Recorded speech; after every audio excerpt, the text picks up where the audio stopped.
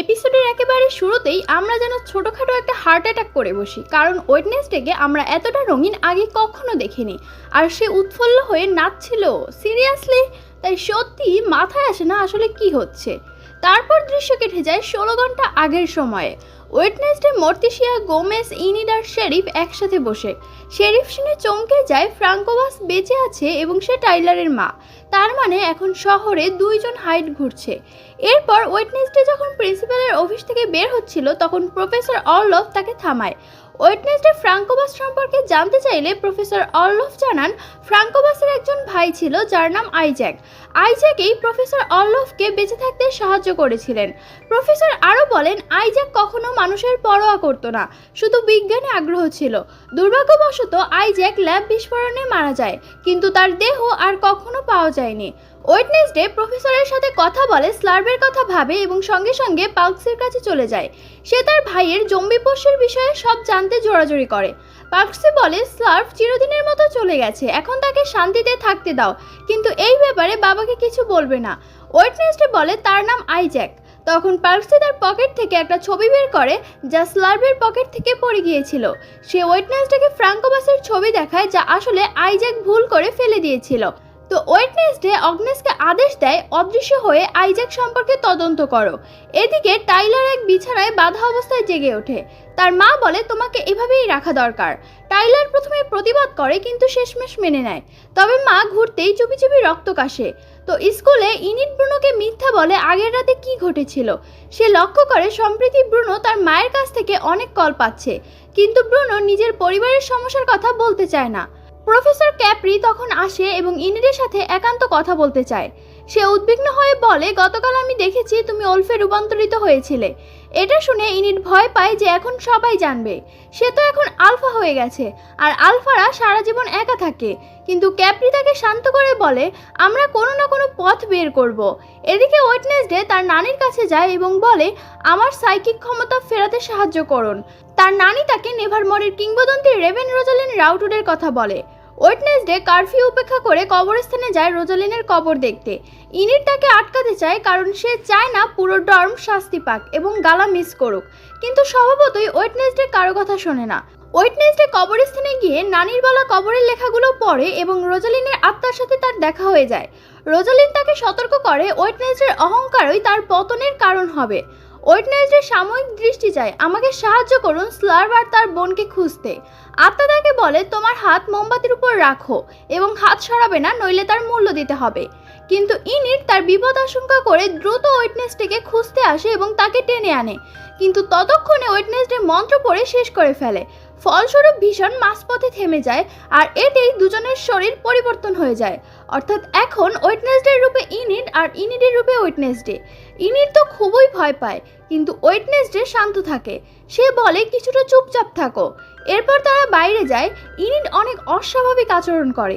Aeneid রঙিন coffee খায়। অগনেস তাকে বলে তোমার তো রঙে অ্যালার্জি আছে, কিন্তু ইনিড তাকে কোনো পাত্তাই দেয় না। অগনেস তার আচরণে অবাক হয়ে যায়, কিন্তু ইনিড না শোনার কারণে সত্যিই তার অ্যালার্জি হয়। ইনিড তখন বুঝতে পারে ওয়েডনেসডের রঙে সত্যিই অ্যালার্জি আছে। মর্তিসিয়া তখন ঔষধ দেওয়ার প্রস্তাব করে এবং কিছু অদ্ভুত অনুভব করে। আসলে সে তো ওয়েডনেসডের রূপে অভিনয় করছে মাত্র। এদিকে ইনিডের শরীরে থাকা ওয়েডনেসডে আবার কবরস্থানে যায় এবং আবার মন্ত্র পড়তে চায়। তখন প্রাক্তন প্রিন্সিপালের আত্মা বলে তুমি আবার একই ভুল করছো। ওয়েডনেসডে উদ্বিগ্ন হয়ে জিজ্ঞেস করে আগে কখনো এমন হয়েছে। আত্মা বলে দুইজন রেভেন এর আগেও করেছে এবং তারা 24 ঘন্টার মধ্যে মারা গেছে, তাই তুমি আর ইনিডের মৃত্যুর জন্য প্রস্তুত হও। এদিকে জেডির বাড়িতে আইজ্যাক এসে তাকে হত্যা করে এবং ধীরে ধীরে নিজের মানব রূপ ফিরে পায়। সে গালপিনের পুরনো বাড়িতে ফিরে যায় এবং বেসমেন্টে একটি গোপন দরজা খুঁজে পায়। সেখানে তার দেখা হয় ফ্রাঙ্কোবাস আর টাইলারের সাথে। টাইলারের মা নিজের উপর হওয়া পরীক্ষার কারণে খুবই অসুস্থ হচ্ছিল। এটা দেখে স্লার্ভ বলে আমি ডিরেক্টরকে মেরে ফেলে তার মেশিন দিয়ে তোমাকে ঠিক করে তুলব, তবে তার আগে আমাকে নেভারমোরে যেতে হবে। টাইলার এই পরিকল্পনা নিয়ে দ্বিধাগ্রস্ত থাকে, কিন্তু মাকে বাঁচানোর জন্য সে রাজি হয়ে যায়। দিন যত যায় ওয়েডনেসডে আর ইনিড অদ্ভুত আচরণ করতে থাকে। ক্যাপ্রি মিউজিক রুমে ইনিটকে পায় এবং আবার আলফা প্রসঙ্গে কথা বলে। ওয়েডনেসডে তো চমকে যায়, তার সেরা বন্ধু এত বড় একটা বিষয় গোপন রেখেছিল। বাইরে যাওয়ার সময় ইনিট গ্রুপে ওয়েডনেসডে রোজালিনের প্রতিকৃতি দেখে এবং নানির কথা মনে পড়ে। সে কটেজে যায় এবং সিয়ান্স রুমে রোজালিনের জিনিসপত্র দেখে। সেখানে মর্টিসিয়ার বই খুঁজে পায় এবং ভাবে মা কবে থেকে এগুলো লিখছে। রোজালিনের আত্মা সামনে আসে এবং তাকে সতর্ক করে, যদি বাঁচতে চাও তবে ইনিটের জীবনের সবচেয়ে বড় গোপনীয়তা বোর হওয়ার আগেই জানতে হবে। মর্টিসিয়া অবাক হয় ইনিটকে সেখানে ঘুরতে দেখে, তবে ভাবে ওয়েডনেসডে হয়তো তাকে পাঠিয়েছে। ডর্মে ইনিট একটা প্রশ্নের উত্তর খুঁজতে ওয়েডনেসডে লেখা উপন্যাস পড়তে বসে, কিন্তু আঘাত পায় ওয়েডনেসডে তাকে ভয়ে যেভাবে বর্ণনা করেছে সেটা দেখে। কষ্ট পেয়ে প্রতিশোধ নিতে ইনিট রঙিন পোশাক পরে পুরো স্কুলের সামনে নাচতে থাকে, তবে অ্যালার্জিক রিয়াকশনের কারণে সে অজ্ঞান হয়ে যায়। অন্যদিকে ওয়েডনেসডে ব্রুনোকে তার এক্স প্রেমিকার সাথে কথা বলতে শোনে এবং তাই সে ব্রুনোর সাথে ব্রেকআপ করে নেয়। ওইদিকে আগনেস ওয়েডনেসডের সাথে দেখা করতে আসে এবং লক্ষ্য করে সে অদ্ভুত আচরণ করছে। সে ব্রেকআপ আর ওয়েডনেসডের ভবিষ্যৎ ইনিটের মৃত্যু সম্পর্কে কথা তোলে। ইনিট তো শক হয়ে যায়, ওয়েডনেসডে অনেক কিছু গোপন রেখেছিল। সে অগ্নেসের উপর রেগে যায় এবং তার মন ভেঙে দেয়। অগ্নেস দুঃখে থিংয়ের সাথে একই সাপোর্ট গ্রুপে যোগ দেয়। সে বলে আমি আঘাত পেয়েছি, নেভারমোরে কেউ আমাকে দেখে না। তখন থিং তার অতীত জানতে চাওয়ার ইচ্ছা প্রকাশ করে। প্রফেসর অল্লাফের উৎসাহবাঞ্চক কথায় গ্রুপের মন ভালো হয়। ডিনারে ইনিট অ্যাডামস পরিবারের অদ্ভুত খাবারের আমন্ত্রণে যায়, কিন্তু খাবার দেখে তার বমি চলে আসে এবং অস্বাভাবিক আচরণ করে। ঠিক তখনই প্রাক্তন প্রিন্সিপালের আত্মা ওয়েডনেসডের মায়ের সামনে এসে সব বলে দেয়। মর্টিসিয়া আর গোমেজের কাছে সন্তানদের মিথ্যা ধরা পড়ে। পার্কসি আইজ্যাক সম্পর্কে সত্য বলে। মর্টিসিয়া চিন্তিত হয় যে ওয়েডনেসডে নিজের বুদ্ধি হারাচ্ছে। দৃশ্য পাল্টে নেভারমোরে আইজ্যাক নামের জম্বিটি প্রফেসর অল্লাফের সাথে দেখা করে এবং সেই শক্তির উৎস নিয়ে নেয় যা তাকে জীবিত রাখছিল। সে প্রফেসরের মস্তিষ্ককেও খেয়ে ফেলে, কিন্তু এটা আবার অগ্নেস দেখে শক হয়ে যায়। সৌভাগ্যবশত অদৃশ্য রূপে থাকায় আইজ্যাক তাকে দেখতে পায় না। তারপর সে আইজ্যাকের পিছু নেয় এবং তাকে টাইলার আর ফ্রাঙ্কোবাসের সাথে মেলামেশা করতে দেখে। সে গোপনে গাড়ির বুটে লুকিয়ে পড়ে এবং জেডির লাশ দেখতে পায়। সে ইনিটকে ফোন করে সব জানায় এবং নিজের লোকেশনও শেয়ার করে। ওয়েডনেসডে আর ইনিট অগ্নেসকে বাঁচাতে ছুটে যায়, যদিও সকালের আগে বডি সোয়াপ না করলে দুজনেই মারা যাবে। তারা জানতে পারে আইজ্যাক উইলো হিলে ফিরেছে, কিন্তু দুর্ভাগ্যবশত টাইলার আগনেসকে অনুভব করে এবং ধরে ফেলে। ঠিক তখনই ফ্রাঙ্কোবাসকে বাঁচানোর পরীক্ষার প্রস্তুতি হচ্ছিল। ওয়েডনেসডে আর ইনিট সেই পরীক্ষা ব্যাহত করে অগ্নেসকে বাঁচাতে। এই লড়াই এই বন্ধুদের বাঁচাতে ইনিটের শরীরে থাকা ওয়েডনেসডে ওলফে পরিণত হয় এবং সে প্রায় টাইলারকে মেরেই ফেলতো, কিন্তু ফ্রাঙ্কোবাস তাকে হাইডে রূপান্তরিত হতে বাধা দেয় এবং সেখানে বিস্ফোরণের আগেই তারা সরে যায়।